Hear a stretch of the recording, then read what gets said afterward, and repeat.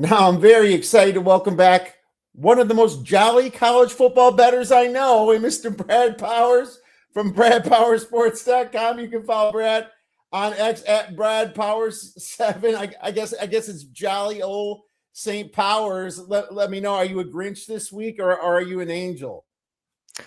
I'm typically a Grinch, so I'm usually on the naughty list. But yeah, I wouldn't say this time of year is always jolly for me. You'd have been a little jollier, obviously, if your Irish had made the playoffs.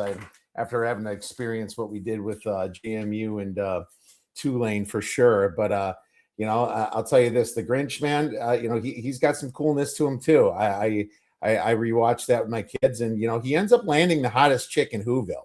So I thought that was a pretty cool thing. So we can be the Grinch. But that's okay. Sometimes the Grinch makes more money because the Grinch is contrarian. So we'll see what it goes as we discuss all these games, Brad. But I guess let's get our Christmas show kicked off with just your thoughts on the first round of the playoffs. Obviously I felt missed opportunity. With the nothing against JMU or Tulane, it's just like they're not historically great G5 teams. I'm not sure that they should have been there. Kudos for James Madison for continuing to play, though. They get the back door on that one. Both teams moved. So those weren't, high on my, Christmas wish list to watch. Neither was the Alabama-Oklahoma game just because we've already seen it. But wasn't overly surprised that Alabama won that game. But again, it wasn't like I was overly impressed with Alabama. I mean, are you kidding me? They ran for 25 yards in the game. Still very one-dimensional. It was more Oklahoma blowing the game than anything. And if there was one unit that I did come away impressed with, was Miami's defense. Sacking Texas A&M quarterback 7 times. A&M only given up 12 sacks all year. They dominated the game up front. That was the unit that I thought looked championship material out of pretty much anybody. Them and Oregon's offense. Yeah, Miami's defense looked great. And it was hard to decipher between, was it just Marcel Reed being that bad or Miami's defense being there? I knew, I almost took that under. And then I looked like the next morning and went all the way down from 51.5. And I didn't want to go by 51, of course, Brad. And, that was the key number. And I decided not to take that under. Obviously, that was a snoozer. If you took the under anyway, it still would have hit. And we'll get to some of those games. But I agree that was a hell of a performance by Miami. And I kind of thought, just like I handicapped the game, I had Miami and I picked Miami and I had Miami in Survivor too. So, I was happy to win that. What's interesting? What if Ole Miss, and obviously this is a big what if, Brad, but if they win it all, does Lane Kiffin get credit? Does he get listed as a winning coach? Look at it this way.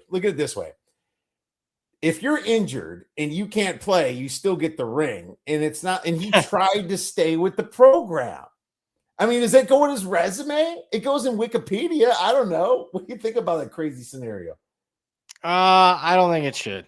So, they'd have to win 4 really tough games and he's not there. So, I'm sure Ole Miss won't recognize him as the coach. It's funny. Obviously something crazy like that happens. He did give the guys the plays. He coached them most of the year, and it's a funny thing. Who's that Michigan coach back in the day in basketball, 89? They don't give the credit to him. They give it to Steve Fisher. Yeah, that's true. It was coached during the time, but Lane was kicked out more or less, not allowed to because he left. So I guess you can say that. But the funny thing about it is that anything's possible, and it'd just be a weird situation. Him sitting on the beach with an Ole Miss shirt on saying, I just won the championship.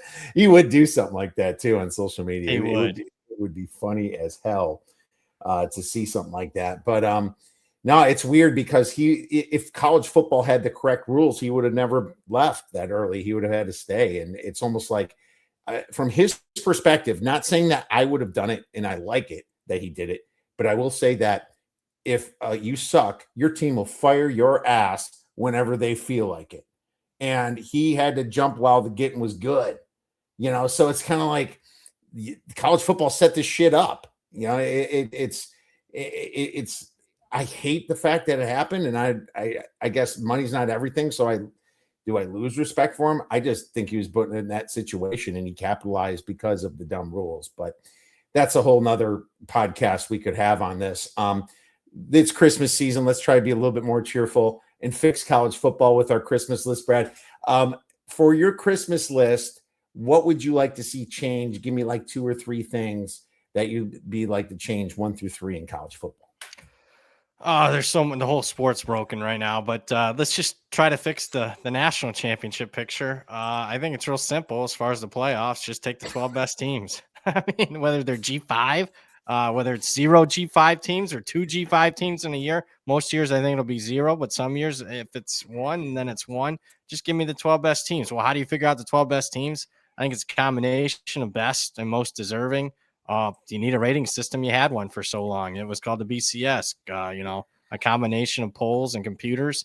If you need like a little bit of a small committee, not 12, but maybe a couple people that, make sure that there's no rematches or teams without a head coach or a quarterback, maybe you slide them down a little bit compared to what the polls or the computer ratings have them.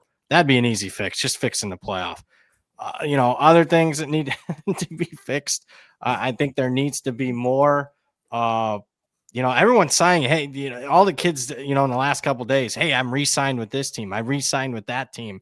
You've re-signed. What's the deal? Let's just, I'm not opposed to players getting paid, but let's put it all out in the open. A la the NFL, let's know what the contracts are. So if there's going to be a salary cap, and there is going to be one, supposedly 20 million, let's see how the rosters are built out as far as the contracts go. So those would be 2 fixes among 200 I can name. Yeah, and Andrew says a ring with a traitor inscribed on it. That if I was him, I'd still wear that one. That'd be fun.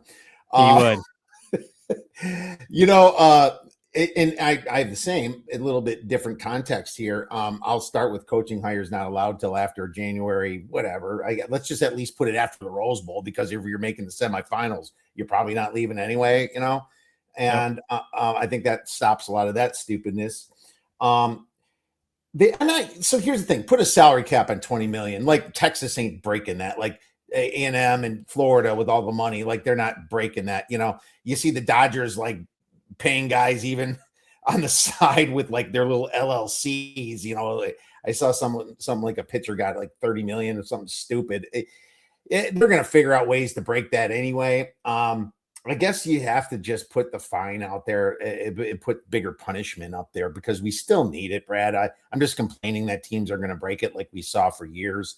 But I say you have to make a better punishment. You have to say, look, if you're caught breaking this, I don't care. You are done. You cannot make the playoffs for 4 years. Something serious. And so I agree with you. I would like to see that. And I would say that you should probably incorporate conference championships somehow into the playoffs. And I like the idea of, maybe if the Power 4 teams, the loser doesn't lose, but if the playoffs are 16, don't get me wrong, I like 12 as a number. I think it's a great number, but just the fact that you have a dishonest committee doesn't make it work, and money's involved.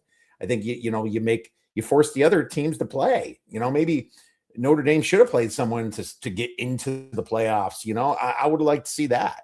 And why would you reward teams like Ohio State for not playing a conference championship and as a 5 seed the year before, and they had the extra rest? It's just, I think you got to do that, and that's on my wish list too, Brad. They certainly could be more flexible. They could have been more flexible this year. I mean, they could have rewritten the ACC laws. I mean, that would have been a quick fix. Had Miami actually played the ACC championship game, a 10-2 team. I mean, they showed during COVID that they could be super flexible. Scheduling games during a week type of thing. You don't need to schedule games 5-10 years out. Schedule them, that week for Pete's sake. So, anything and everything's on the board. I don't have high hopes for what it'll look like in the end, but at least it's different. I can tell you that. Well, if I'm Texas, I sure as hell don't play Ohio State again week 1. Let's get to some of these big games then, my man. And you know what? Let's get right into the playoffs. Let's get right into the quarterfinals now of the playoffs. They're on neutral venues, as you know. And I'm so curious to hear some of your takes on this, because, we start off with New Year's Eve, which is fantastic. I love having a New Year's Eve game, man. Miami getting the early slot again against Ohio State. Ohio State's laying 9.5. You have a pretty dang low total of 42.5. AT&T Stadium in Arlington. So thank God Texas A&M didn't win, because that actually helps Ohio State here a little bit. The way I look at it is you'll probably still get a few more Buckeye fans than Miami. Ohio State's bigger. They're a bigger brand. Ohio State's got the better numbers and net yards per play. If you minus that, what they have over Miami, it's plus 1.05 for Ohio State. What do you think about this game? Is there a bet to be made? Not a high value pick. Probably shouldn't be. When it gets to this stage, I mean, if your power rating's off, a bunch of points, then it's your power rating that's probably wrong, because it's not like, you have opt outs or anything. I lean towards Ohio State. Not super high confident. We'll see. Ryan Day is going to call the plays. I think that's going to be a positive. He's a better play caller than obviously Hartline, who didn't have much experience. Hartline will still be there, but obviously he's distracted with taking the South Florida head coaching job. Miami, it just really depends on pace of play for Ohio State. It comes down to, I mean, are they going to play a similar game plan like they had against Indiana and Michigan last year? Because if that's the game plan and they play that incredibly slow pace, that plays right into Miami's hands. If they're aggressive like they were during the playoff run last year, and threw the ball, especially to the best wide receiver core in the country, I think that is advantageous Ohio State, because they are the better team, more plays, more chances for superiority. I don't expect much out of Carson Beck. I think Ohio. I mean, if you think A&M's defense is good, Ohio State's even better. So I lean Ohio State. Miami team total under is probably more my preference than anything. I think 19.5-ish. I like that team total. That's got me thinking about that. Yeah, I lean Ohio State as well, Brad. They're the number one team in offensive success rate, number 4 in defenses EPA. I mean, best team in the nation, really. And I still have the best team in the nation. They probably had their opportunities to win that Indiana game and didn't. And don't get me wrong, Indiana's right under them, but I still have Ohio State as my number one team. They have dudes that can run with Malachi Tony and CJ Daniels and Marion. They have guys on defense that can guard them. I mean, they're not used to going against guys that can stop them. Well, they're going to go against guys that can stop them. The strength of schedule ranks pretty close to the same. But Ohio State, man, number 2 in red zone defense in the nation. And, I think they're really number 1 in red zone defense, to be honest with you. They hate letting people in the end zone as you watch them all year. That's one thing I noticed about this defense. They have attitude, and they don't want anybody in there, and they do whatever it takes to stop you. My number is Ohio State minus 7.5, unfortunately, from a power rating standpoint. So, now, I mean, I'd still be more inclined to lean in 9.5, Brad, but I don't think Miami's going to score much at all. So I really like what you're throwing out there as a team total. What would that number have to be? Is it like 13? It's 42.5. So, you're looking at probably, 12, something like that. There was some early 19.5 out there. It's heavy juiced. A couple of far away books, but 15.5, 16.5 is what I'm seeing now. That's way too high. Yeah, I would take the team total under for sure. I'm going to write that down to look at it. I can't believe it's that high, because I guess with a 42.5 total, I wasn't thinking right. Yeah, it's going to be 15 and 25, right? They get to 40. So geez. There you go. I have a strong lean with you, and I'm with you on Ohio State. I don't think that number's getting any better, though, man. I think it's going to be between 8.5 and 9 the whole time. New Year's Day, the quarterfinal, Capital One Orange Bowl, Oregon versus Texas Tech. Texas Tech plus 1.5 total, 52.5, Hard Rock Stadium in Miami at the Orange Bowl. Brad, I'm really interested to see your take on this one. Starting with power ranking has a slight Texas Tech being favored. How confident am I in that? Not super, because Texas Tech played the easiest strength of schedule of any team in the Power 4 conferences. So they haven't really played anybody. So they're really taking up a step in class here. I liked what I saw from Oregon, obviously offensively against JMU. Did not like what I saw defensively. I don't know, man. Texas Tech's offense, to me, obviously they've gotten production, but they're not super explosive. They've dealt with quarterback injuries. I don't see them having an overabundance of a success here. Lean Oregon, but again, I'm going to go more towards the team total again. Now, those are the markets that I've gravitated to the last couple of years. I'm confident in Oregon's offense, especially getting healthier at wide receiver than what they've been. I like their team total over. I think you can find 26.5 out there. That's my preference in the game. Team total Brad Powers. Look at that, making the switch on us like that. When the lines get stale, you go to the team total. That's a good way to look at it. I mean, nothing's more key, in my opinion, than strength of schedule. 17th for Oregon, Texas Tech at 68th on Sagarin. It's not Texas Tech's fault. You got to play the teams in front of them, and they're blowing out teams. But Yep. The weakness of the Red Raiders, they don't run the ball as well, ranking 46 in rush EPA, and that's where you attack Oregon. The Ducks ranked 48th in opponent rush EPA. They're 9th in opponent pass EPA, so they kind of bait people in. And that back door last week, I'm so glad I was on the first half and not the full game. That back door just was there were scrubs in. They had their scrubs in, and that was probably a good coaching move on Danny Lanning. But there's a reason that I'm betting Oregon here, Brad. And you know what it is? It's pedigree. It's pedigree, because this is Texas Tech's first time in the dance. Don't get me wrong. They freaking deserve it. They freaking deserve the bye. But now Oregon's coming in as a really good seed here, and they remember what happened last year, and you got Danny Lanning, who's been there, and it's just about pedigree and being there. And I think that is the number one X factor in this game completely, Brad. I took Oregon on a money line at minus 115. I'm taking them at minus 125 too. That we're currently at, very widely available. FanDuel's Don't disagree. I think they're the right side. I could see if you're looking to bet some alts, this would be the game for me. Yeah, there you go. You can get some alts on that. It's just about being there before, and that's going to be the number one part of this handicap. Glad we have agreement so far. CFB quarterfinal at the Rose Bowl. Alabama at Indiana. You know what's funny? This is 6.5 and 7, where it depends where you're looking here. Our friends at FanDuel have 6.5, total of 48.5 at Pasadena, California. I mean, if you look at the stats, Indiana's got like a net yards per play advantage, 1.67 yards over Alabama's, man. And it's Indiana. It's weird to see him there. I know Alabama has the pedigree, but this is just a big disparity, Brad. And a disparity with my power ratings. I have it above a touchdown here. This would be the biggest one of the 4 playoff games. And I think the reason that it's not, 7.5, 8, maybe even closer to 9, 9.5 here, like a lot of the computers, is pedigree. There's probably a little bit of SEC bias. Tough for a lot of people to see, hey, Indiana favored by more than a touchdown over Alabama. I don't think the market could fully grasp that. So here we are sitting at 6.5 with it juiced a little bit. I've been a doubter of Indiana.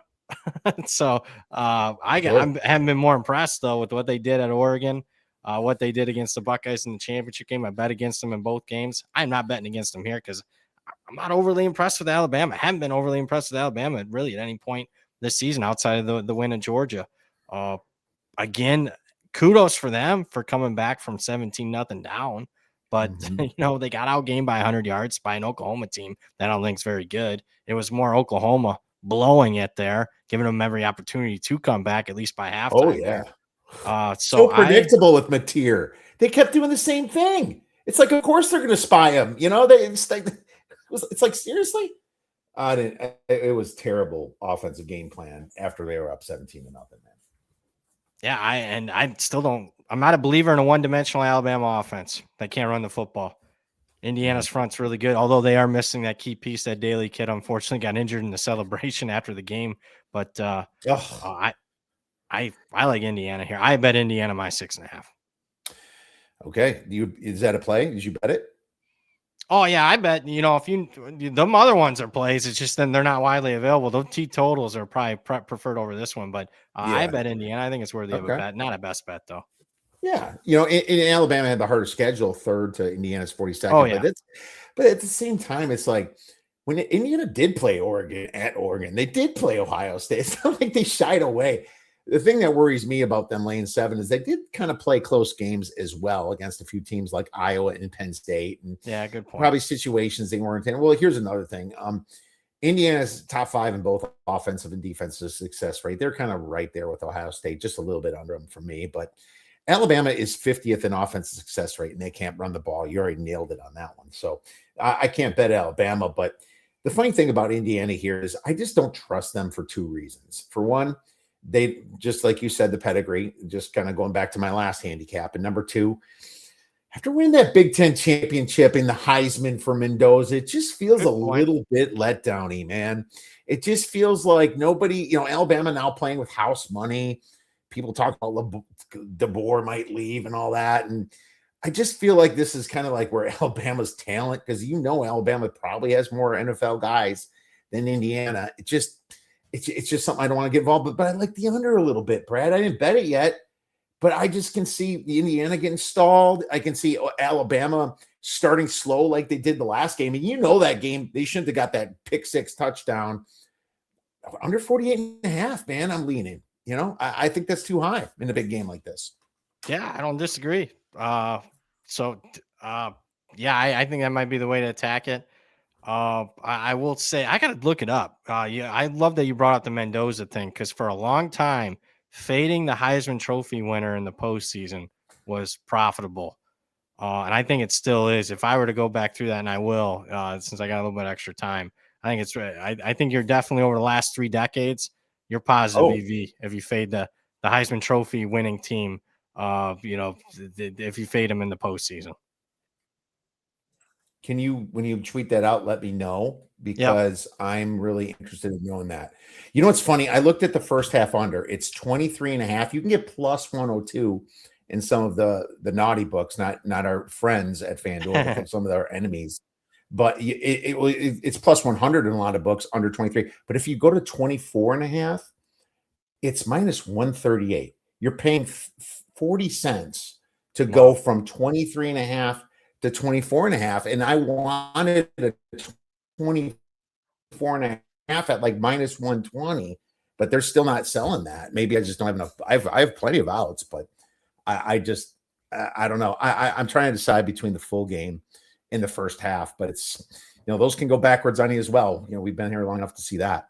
So we both have some agreement, strong lean to the under here, and at 6.5, Brad, if it gets 5.5, I will play Indiana.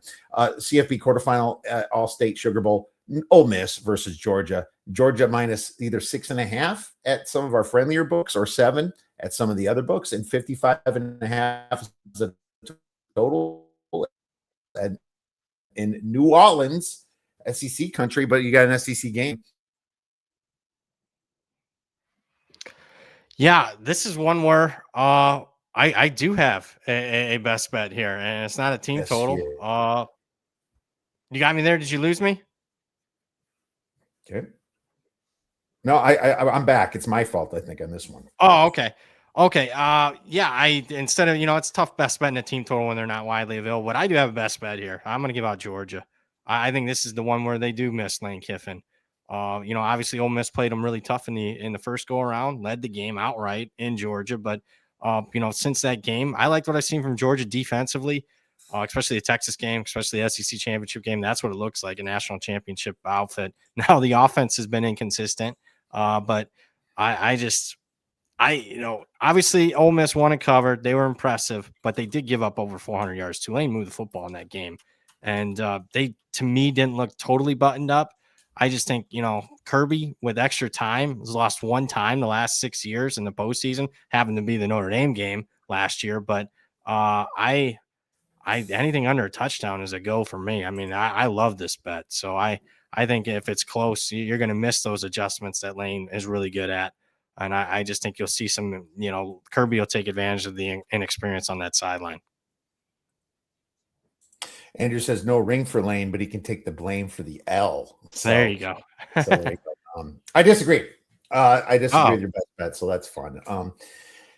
Georgia had the hardest schedule.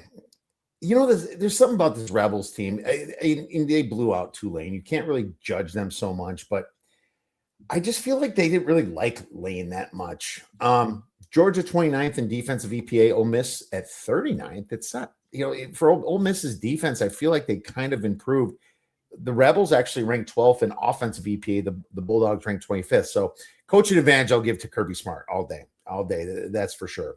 But they do not run the ball well. 48th in rush EPA, Ole Miss ranking 104th in opponent rush APA. So does that matter? I don't know. But we saw this game already once. Georgia barely covered that game. They won by 8 points in Athens, where the yellow handkerchiefs fly like reindeer in the moonlight. This I just think that Ole Miss is going to have a chip on their shoulder. Trinidad Chambliss has really, really impressed me. I think Ole Miss is better than Texas A&M. I know they don't have the strength of schedule Georgia did, man, but here's the thing. Me and Brad are head to head here. There are 7s out there right now. There's 6.5s out there. So it's just at the number. Would I take it at 6.5? Definitely by less. I think Georgia -3 is a fair line personally. Oh, wow. You really like Ole Miss then? Miami. This is one I have off on the market, and Brad, I will say you're definitely got closer to the market from your power ratings, but I think the reason we bet is because our power ratings are different, right? And other things, but I'm going to disagree. But here's the thing: I need to win. I need Georgia to win because I picked Miami and Survivor, and it's one of those Survivors you got to pick 2 a week, and I have to pick Georgia this week now because I had Ole Miss last week.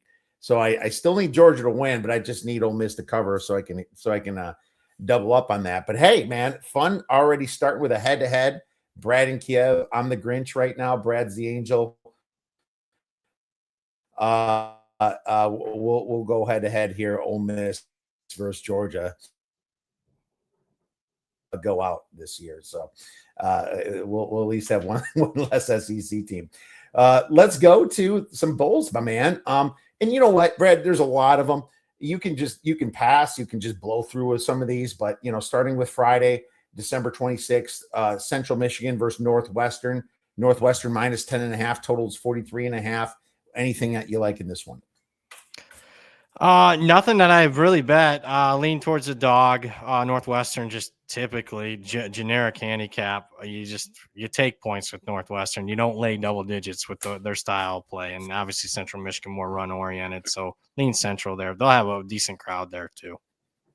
Okay, yeah, and I also I leaned.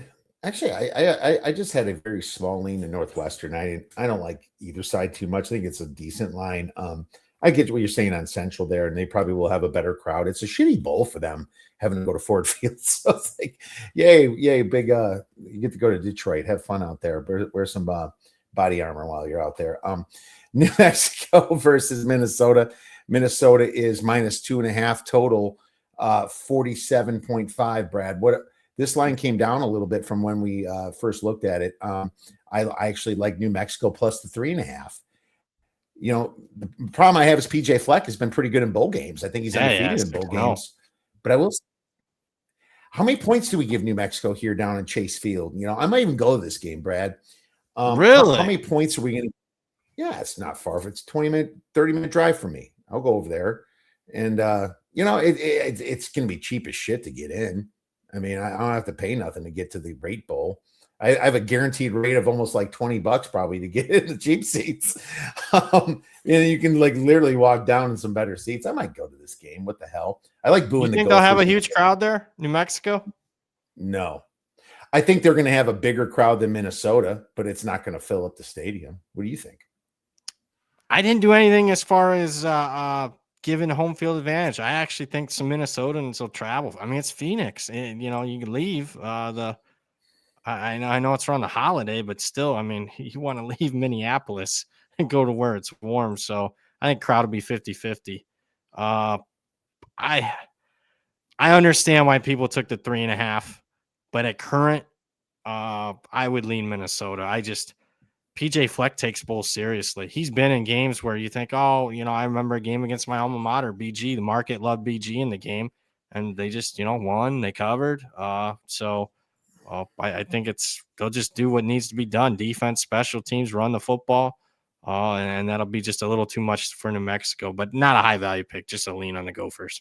Yeah, and I got 3.5. It's 2.5 here. I still like a smaller play in New Mexico, so slight disagreement there. But I thought New Mexico played a damn good sky. I thought they were actually the second best team, maybe even first in the Mountain West. That just didn't make the championship game, Brad. I really like this New Mexico squad, but is it as good as a Power 4 team like Minnesota? Well, Minnesota, they have not been good away from home this year. So slight disagreement on that one. I like New Mexico. Let's go. Quick question. Andrew wants to know, is Western Kentucky worth a look here? Now that they flipped to an underdog role here. I was wondering about that because I kind of like Southern Miss when they're up in the 4.5, 5.5 range. And that was my beer bet banger was Southern Miss at plus like 200 or something last week. But what do you think now that's flipped? Probably lean Western Kentucky now that it's flipped. Numbers do matter. Looks like this game Louisville-Toledo might actually where the number matters since that game got out there. I understand why Southern Miss took money. And now close. I think I'd wait closer. We got 2 hours here. See if a Rogue 3 comes up. I mean, that's definitely worth a bet. But my numbers are going to lean Western Kentucky at current. I actually have a pick 'em myself too. That's my perfect numbers pick 'em, but I just didn't trust, opt-outs and Charlie Huff leaving. Remember we did LaMarshall last year. I just couldn't trust it early enough to bet it. But yeah, I mean, now it's flipped. I'll see how far it goes. Maybe it goes to 3. I have no problem waiting that out. Working Andrew. like it wants to. So that's we got 2 hours yet. There might be a Rogue 3 if you're screen watching here. Yep. By the time we're done with this, you can get a Rogue 3 and see what's going on with that one. All right, FIU. And FIU is playing UTSA. I wrote 6.5, total 59.5. Anything on this one? Lean over. Nothing big though. FIU's entire secondary is out. UTSA is going to be missing like 6 or 7 starters on defense, so I just lean over. A lot of money on FIU. Yeah, did it go down? 6 at 6 now at some books. It's kind of I saw it touch 5.5 and kind of go back up. Yeah, UTSA claimed that they're going to be missing a lot of guys, but I don't know if it's going to be more than FIU. Both of them kind of banged up here, really getting transfers and all that. I will say this is like one of the better FIU teams that I've seen in a long time, though. This team was complete trash, and they've really stepped it up a little bit over the last year or two. So I'm kind of proud of them for that. Yeah, they made a good coach. The guy they got from the FCS from Florida A&M is really good. Yes, and I did take 6.5 actually. It's just not a 6.5 no more, but I did take that. I did take 6.5 when I did a show earlier. We have Saturday now. Go Military Bowl. Pitt versus East Carolina. Okay, where is this going? This was 9.5 when I wrote it. 57.5. Now it's 10.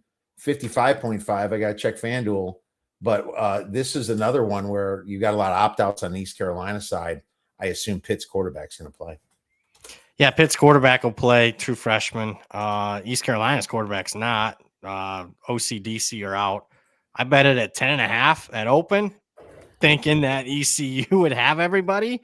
Now that they don't, now we're right back to where we began. So it's a no player now at 10, to be honest.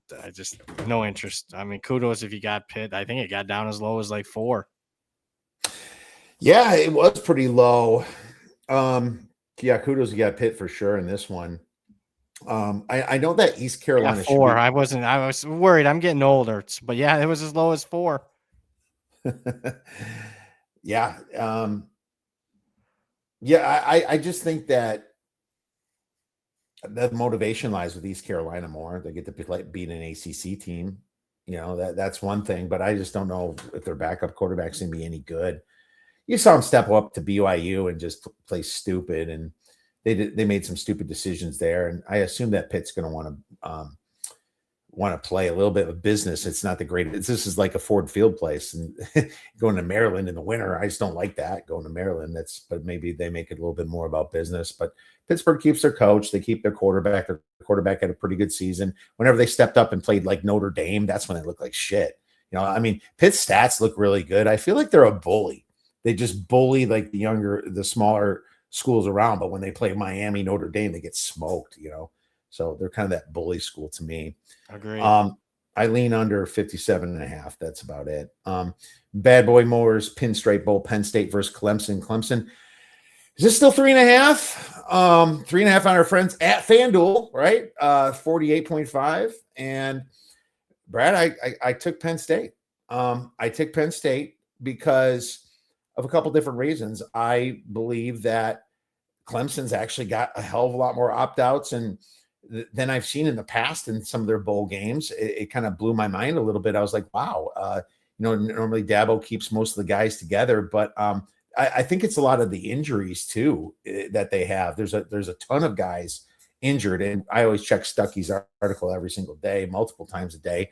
He does such a great job with that and updating it. But I look at what Grunkmeyer did, and it wasn't any worse than Aller. As a matter of fact, he played the tougher teams than Aller, had the better completion percentage. If you're Penn State, are you going to Virginia Tech? No, you're not leaving Penn State for that school. I feel like some of the kids that are staying there are just Penn State guys, and they're cool with it, and they're probably excited for Matt Campbell coming in. I took the hook. At current, I would lean under with so many opt-outs because, I mean, obviously, Clemson, like you mentioned, Clemson's going to be down at least 10 starters in this game, and I think like 27 overall. So, yeah, they're a shell. Penn State's had a few opt-outs. I think it'll be more as we get closer, like officially. Like a lot of those guys won't play.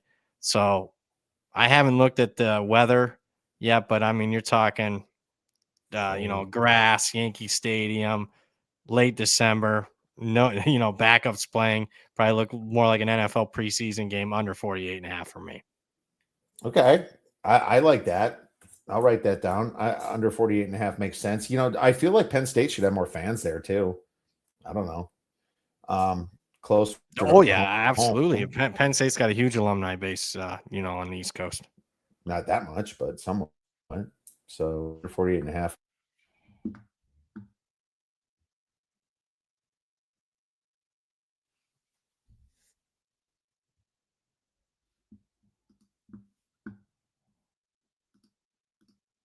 I just don't understand this UConn team. I know Fagnano's not playing, right? Their quarterback. Yeah. I think that in their backup transfer went to the transfer portal. Are they going to have a quarterback? Is Nick Evers going to play? They have a ton of guys in the transfer portal because their coach. I've heard they're going to be down a quarterback 3 or 4. And same with me. And you see all these guys, these starting right tackle, left tackle, guard, literally with all the snaps, they're all, how are they going to play this game? I laid it with Army, dude. I'd still lay it with Army. You could have gotten a nice plus sign next to their name when it started. But Sure. The best piece of advice I can give anybody, I'll teach you to fish instead of catching, instead of here's a fish, here's how you catch the fish. Bet Army, Navy, Air Force. Whenever the Bulls lines come out, they're 18-3 straight up, 18-3 against the spread since 2013. Basically, when Bulls started becoming less and less. 18-3 ATS. That is great. Wow. Yeah, as Bulls became less and less and less meaningful, you know what you're getting from the service academies. You're getting all in effort, no transfer portal. So I like Army even after it's moved to touchdown plus. And that ATS number is after guys like you and I and other people have been betting on them. That's against the closing number, right? I mean, that's an impressive ATS. Yeah, that's against the closing number. That is very, very impressive, man. That is, I'm excited for this Army game, and I think Army's going to do a fantastic job. Let's move on to the next one here, and we have, sorry, wrong screen. Pop-Tarts Bowl, I believe. Georgia Tech versus BYU. BYU minus 4.5, total 56.5. Anything in this one? I originally bet BYU, but obviously the number long gone. I'd still lean that way. It looks like all hands on deck for them.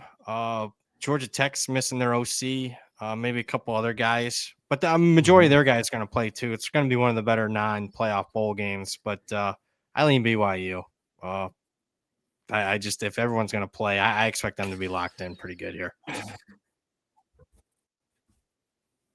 My number's BYU minus 3.5, though. I don't know if my number's right, but I will say that, and you got a better number. It's the weird thing about Haynes King. He's the best. I think he's the best player on the field, probably. Yeah, he's like a poor man.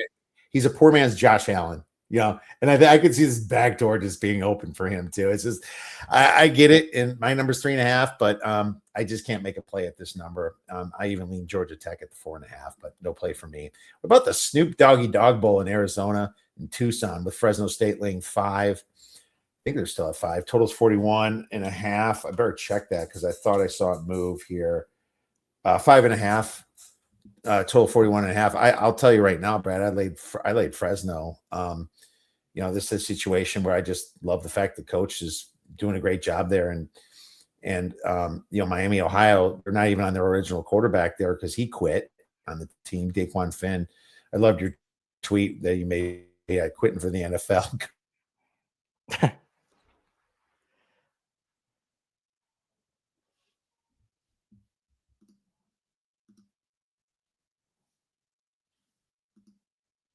Coach for the Bulldogs. So, in my opinion, I like Fresno State a lot more, and I think there's more guys sitting for Miami, Ohio. Yeah, a lot of key guys too. We're talking like their best offensive lineman, top wide receiver, top defensive lineman. Guys. Quarterback's obviously going to move it the most, but man, more than what the market's reflected so far. So you're in lockstep with me. You can still lay 5.5 friends at FanDuel. I think that's worthy of a bet here on the Bulldogs. All right, lay it before you hit 6 because I think it will very soon. Isleta, New Mexico Bowl, North Texas versus San Diego State.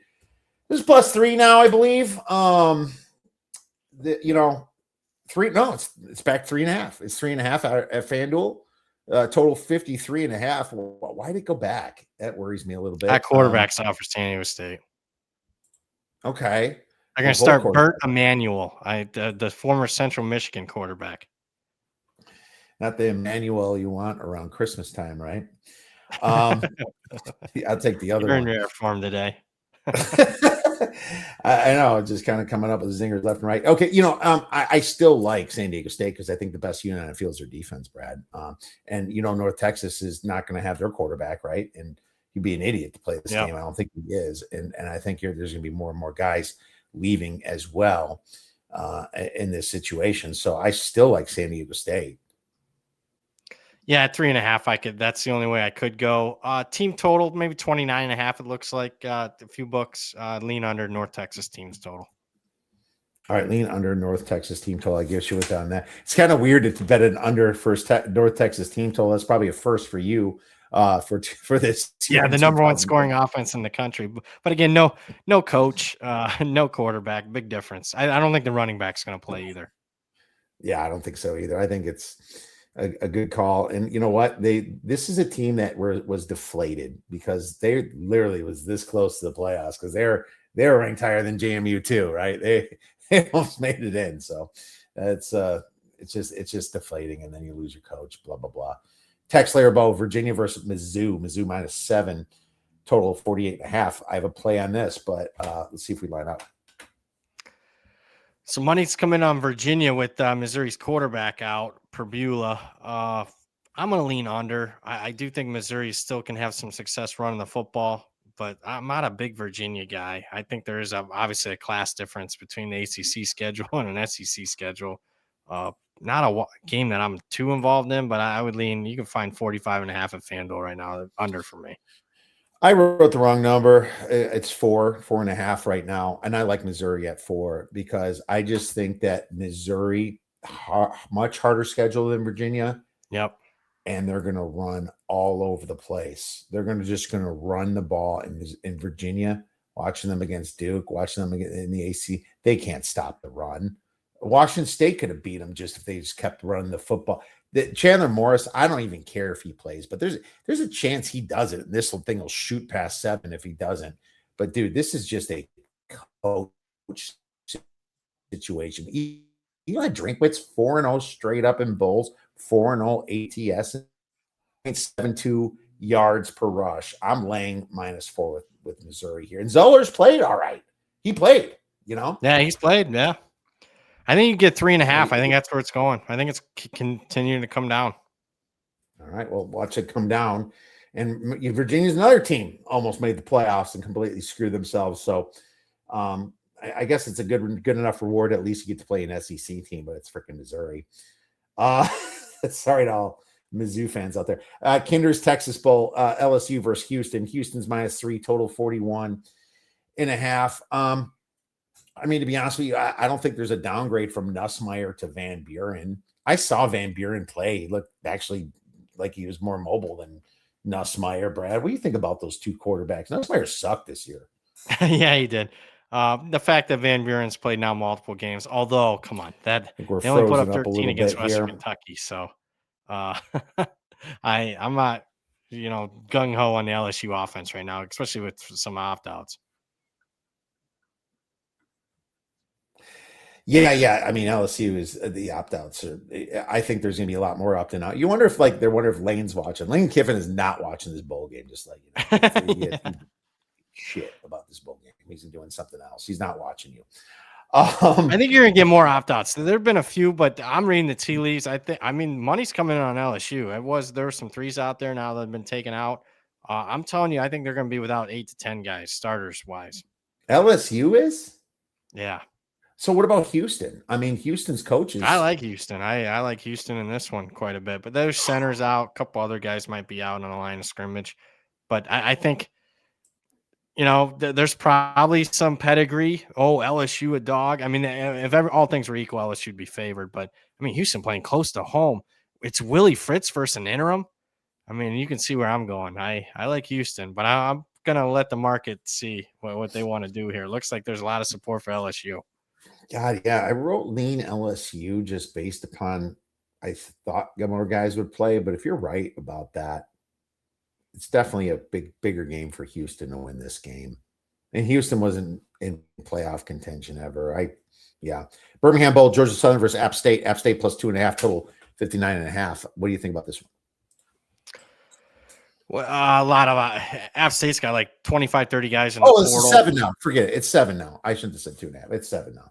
Yeah. At 7, it's a pass. You could have gotten all kinds of numbers here. So I think App State having 25, 30 guys in the portal is more than priced in. Keep in mind, they were favored by more than a field goal at home against Georgia Southern earlier this year. Now, Georgia Southern won that game outright, but Clay Helton's terrible in bowl games. I mean, he hasn't won one at Georgia Southern, so I don't know how you can trust him here. Is J.J. Cole playing for App State? I don't think anybody's playing really for them. So hence why they're screwed. Well, J.J. Cole would be an idiot to play this game. The guy he replaced, I mean, he's not coming back to play. He comes in. He's a big I think you're going to be down to a 3rd-string quarterback. I like Georgia Southern. I like Georgia Southern at 7. It's a shit number. I'm really late to the party, but I think this goes up and up again. I think Georgia Southern has way less opt outs. They still have their coach. I don't love Clay Helton or anything, but I think more and more guys are leaving App State. So I'll take Georgia Southern minus the 7. Coastal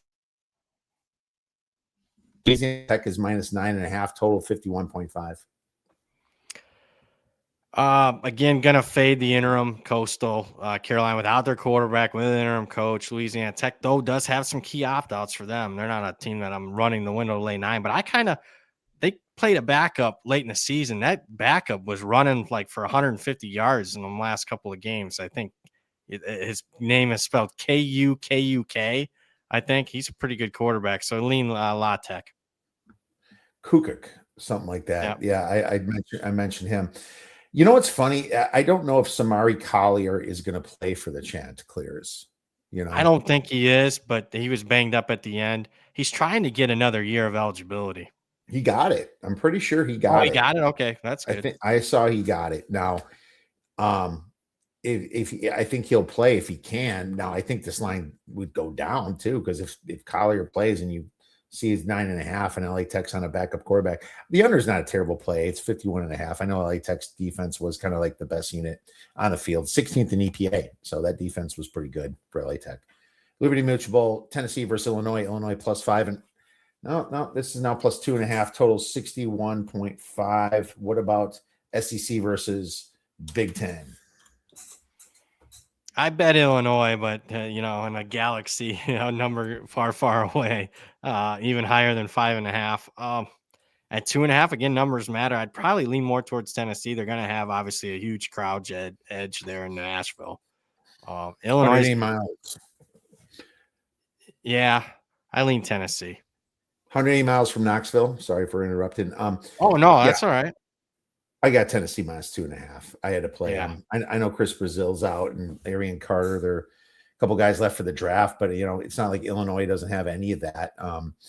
They have a couple guys that are opting out, a linebacker or offensive lineman, and I mean, I just like if I look at the backups, I'm going to trust Tennessee's backups a lot more than I trust Illinois, and you got to give them two to 3 points here for playing close to Knoxville right there in this bowl, and they're very familiar with the stadium. It's both teams are without their best wide receiver too. Illinois lost theirs too, man, and I think that's a bigger hit to Illinois than them. I'll take Tennessee minus 2.5. I think that'd be a good middle for you if you can nail that too. The Alamo Bowl, USC versus TCU plus 6.5, total 55.5. Brad, this one's kind of been bouncing a little bit back and forth and up and down. Obviously, Josh Hoover with the big announcement that he's leaving, but you got Malachi Lemon, in the top two receivers really for USC's not playing this game, and I wonder. It's still Lane Kiffin, and I assume that he's going to have some good young kids kind of coming in to show what they have, right? But I don't think I'm comfortable playing this game. I'm not either. It's a pass. No, I want to take TCU because USC is going to be down like 10 starters. But without Hoover, no play. And I'll say Dykes is a pretty high variance coach too. He is. Both of these coaches are really close to 50% ATS, and both of them, Lane Kiffin and him, have been in a lot of bowl games and a lot of postseason. So there's a sample size for both, and both of them just tell me unpredictable here. TCU is kind of that middle of the road Power 4 team. They're just kind of middle in everything, and USC had the offense, but with Lane and Lemon gone, there you have it. That's a situation. Well, that moves on. That brings us to the New Year's. Iowa versus Vandy. Vandy's minus 5.5. The total is 47.5. Brad, can you do me a favor and not bet Iowa until you tell me? Because I'm like hoping to get a good number myself on this one. And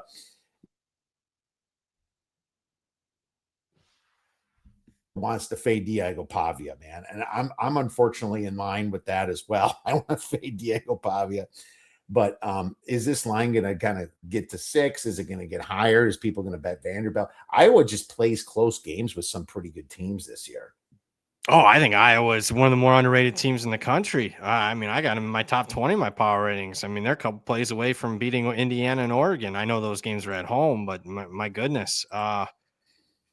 Yeah, I think you shop right now. There's a few 6s out there. That's my number for me. That's a go. And by go, I mean best bet Iowa. All right. Look at you. Saying it here. I appreciate that. Iowa at 6. I have them tied for 20th in my power ratings with BYU, actually. So I'm right there with you. Top 20 exactly in my power ratings. I'm going to go with you too. I will add that right now. Best bet at plus 6 for the Hawkeyes. I'm with you. Michigan, Texas minus 7, total 48.5. Sherrod Moore, I'm sure Michigan fans are sick of hearing about that. You know what sucks is like they didn't like him anyway, and now they have to deal with he's a Michigan coach. The guy was an absolute idiot, and this whole, we can have a podcast about that whole thing too. But Texas laying points always sucks because if they play a motivated defense, it's always a close game. You saw the shit against Kentucky that we had to endure. You saw Texas play teams that they should have been blowing out. Even Vanderbilt came back on them. I don't know. I don't want to lay points with Texas, but maybe you have something better than me. I got nothing. There's way too much. Texas got like 10 guys out, 6, 7 guys on defense alone. Yeah. So who knows with Michigan? Looks like a lot of their guys are going to play, but again, too much.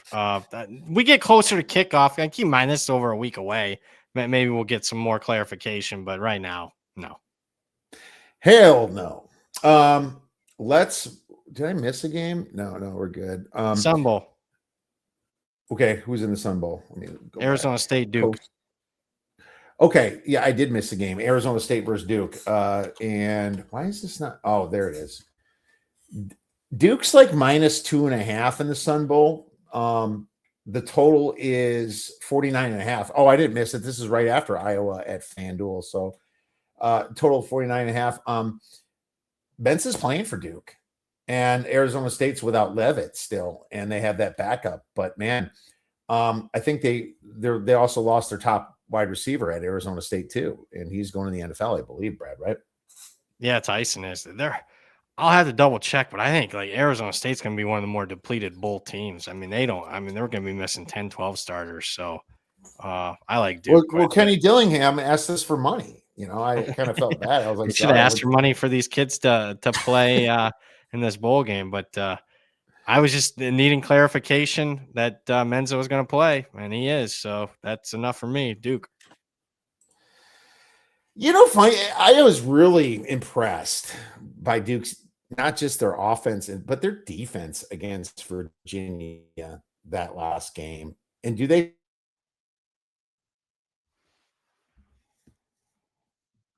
do? And Jesus, yeah, the running back too, as Andrew said, Raleek Brown, Jordan Tyson, big names. You got a right tackle that's opting out.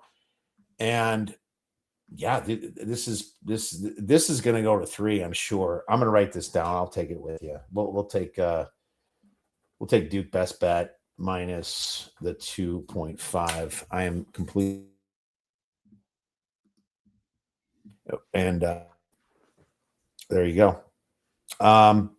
Let's move on to Nebraska, Utah. And this is getting out of hand too, Brad. Utah's laying 15.5 with the news that, coach is leaving. Total 50.5. What do you think about this one? Lean Nebraska. They don't have obviously Raiola, who I'm not a big fan of, but Johnson, the running back's out, so that stinks for their offense. But DC's fired. A bunch of their assistants are fired. But you get Matt Rule. I don't like Matt Rule. But you give him 16.5 points, and I wasn't overly impressed with Utah down the stretch. I think they easily could have lost to Kansas State and Kansas. I'll take 16.5. That's a huge number.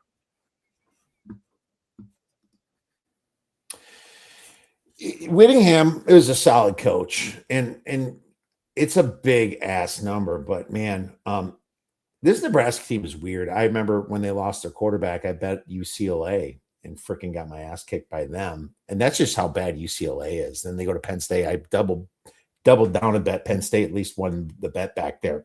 But it feels like Utah is probably going to put a little playoff aggression into this. I think they're a team that, in my opinion, deserving wise, not necessarily power wise, although they were on the fringe, Brad, of my power ratings, deserve to be in the playoffs, and if you watch that, no one's talking about this, but if you watch that game against BYU, that targeting call was what changed the game and won it for BYU. It was a freaking call.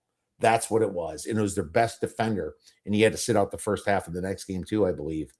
But that was BS. And I think that Utah could possibly win by margin. So I'm going to stay away from this one, but I'll watch this line here a little bit and see if it marinates and see if that changes.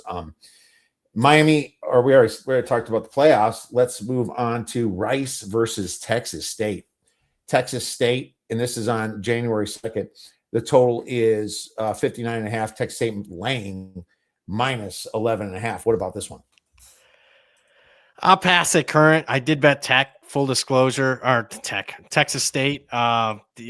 But it was a number that had a single digit next to it. Most of again, this is a week and a half away, so we'll see on opt-outs. Rice should be relatively excited to be there. Texas State's so high variance. At times they look like the best team in the Sun Belt. Other times they look like the worst team in the Sun Belt.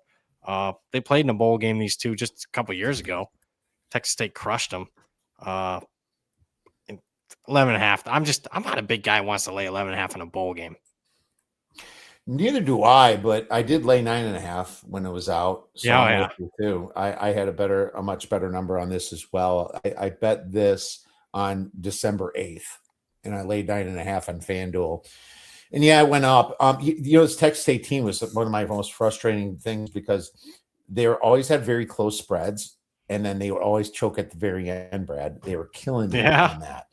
And it was all year. And then finally at the end, they put it together and they're like, we're not going to lose. And they had a hell of a finish to the year. And I think this is just like one of those recruiting grounds type, in-state rivalries there. I think that Texas State's going to certainly show up here. So where's the Armed Forces Bowl at again? It's at Fort Worth, Texas. You'll get a good crowd. Yeah, I think you're going to get a crowd from both sides there. So there you have it. Rice versus Texas State, and mostly Texas State there for sure.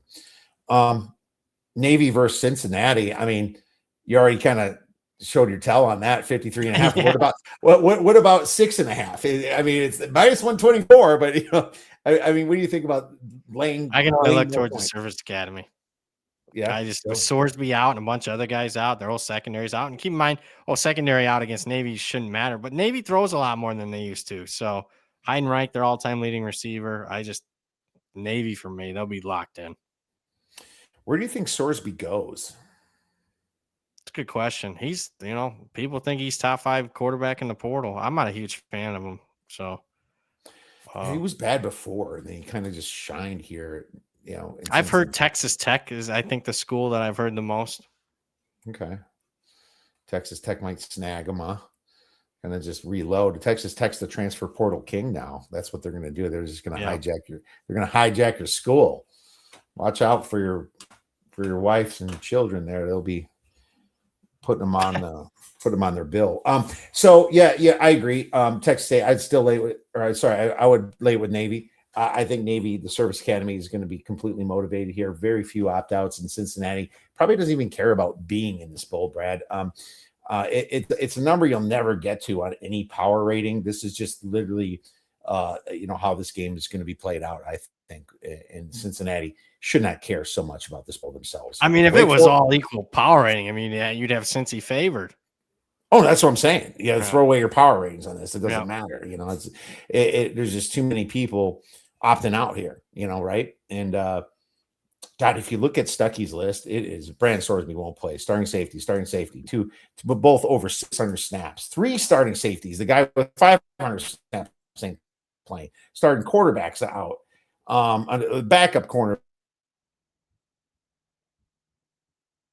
Dude, they're not even going to have a secondary. Now, don't get me wrong. It's not like Navy throws the ball that well, but once that running back breaks into the secondary, he's going to freaking hit Pater, my man.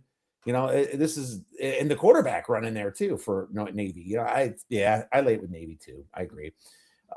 Wake Forest, Mississippi State minus 2.5, total 54.5. Brad, this one's interesting.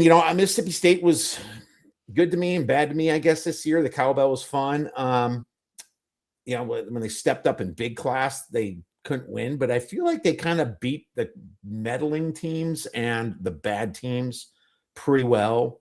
It's funny. This game is not for like 2 weeks, right? Yeah. So it's like a lot can happen. Is there any value in this number right now?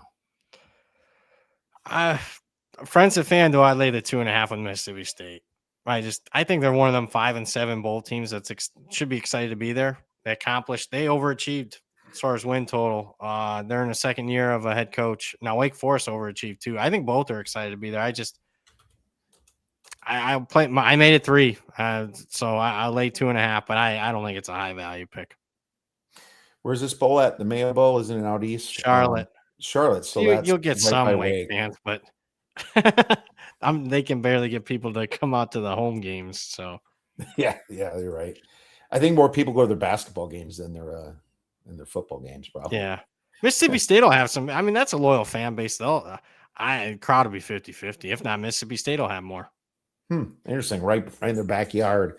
Yeah. Mississippi State will have. It's not like Texas where everybody switches hats and then roots for the Texas team, right?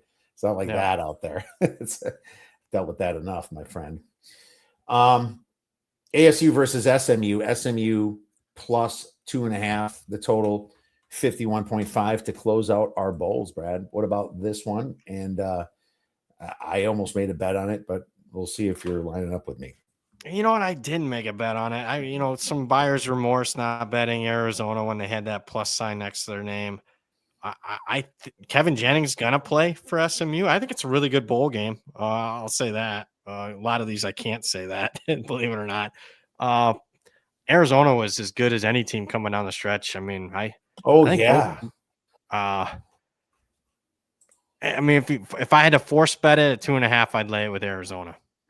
Me too. Arizona, that defense was way underrated. 21st in EPA, 20th in success rate. They had some good special teams. Their offensive field possession start was ranked 4th in the nation.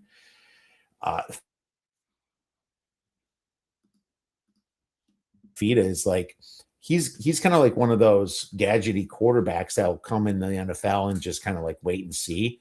But the dude could be like a Kyler Murray, at least a good version of Kyler Murray if he comes in. He needed this year really because without T-Mac, he looked absolutely terrible last year. And the kid really performed this year. He's going to get a shot in the NFL, but I'm thinking that this is going to help him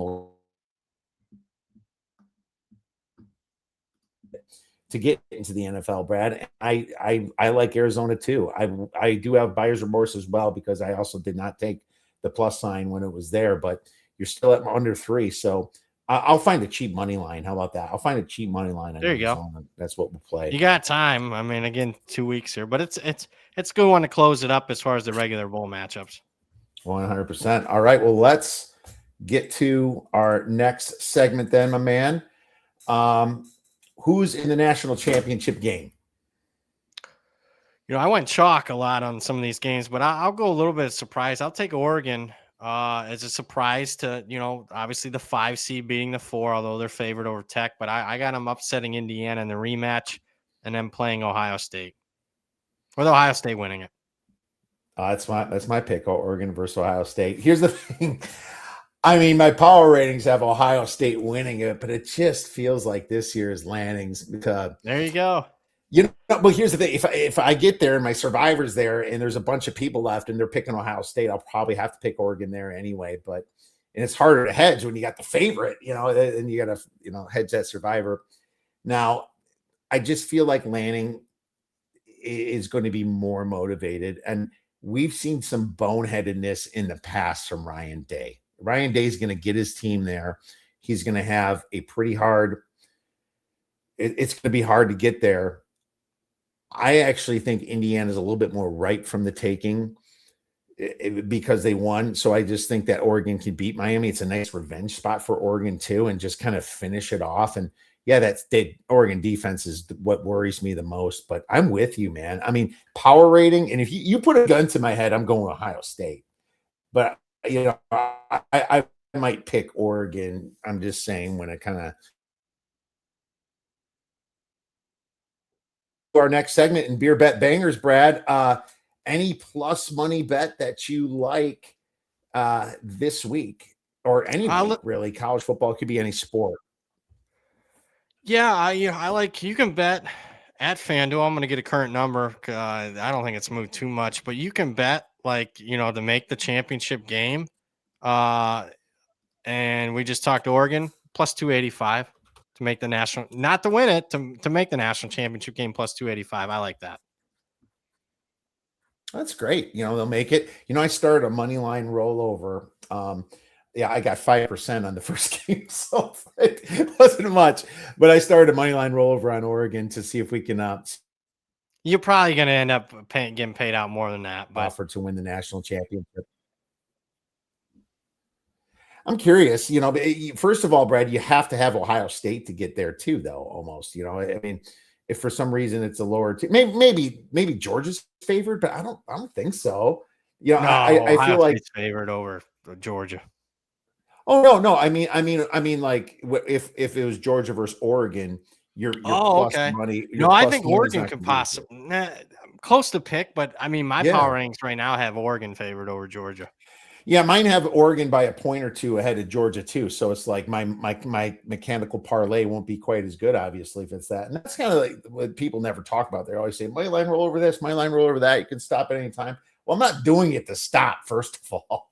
And number two, if it doesn't break your way, it's not going to work out well for you. As a matter of fact, Ohio State's money line rollover wasn't so good last year. So you could have got a much better number on their future last year, if you remember, like before the playoffs started. So after that Michigan game, you could have got a great number for them to win the Natty. But that's what we have, Brad. You're the best, man. Christmas spirit. Hope you're going to enjoy the holidays coming up this week. Where can our listeners get your wonderful information and plays? Well, first off, very Merry Christmas, Happy Holidays to everybody out there, and some of you guys won't see it till after the New Year, so Happy New Year as well. You can just follow me on Twitter, X, whatever you kids are calling it. BradPowers7 is the handle, BradPowers7, and that's it. Have a very Merry Christmas. Enjoy these bowls. You'll enjoy them more than me because I'm Scrooge when it comes to some of these bowl matchups. If you want Especially to this Louisville Toledo game, if I sound a little, I'm not too happy right now because I laid 6.5 yesterday with Louisville. Closes 12.5, and I don't think I'm gonna win. Just give it time, my man. I'm on Louisville as well, and I don't have the best number. And I'm just it's the beginning of the third quarter, but I might turn into the Grinch as well if that comes through. But when it comes to Brad coming on the show, he turns into an angel. Thanks a lot, Brad. We'll be tweeting, and best of luck to you this weekend. Thanks for having me.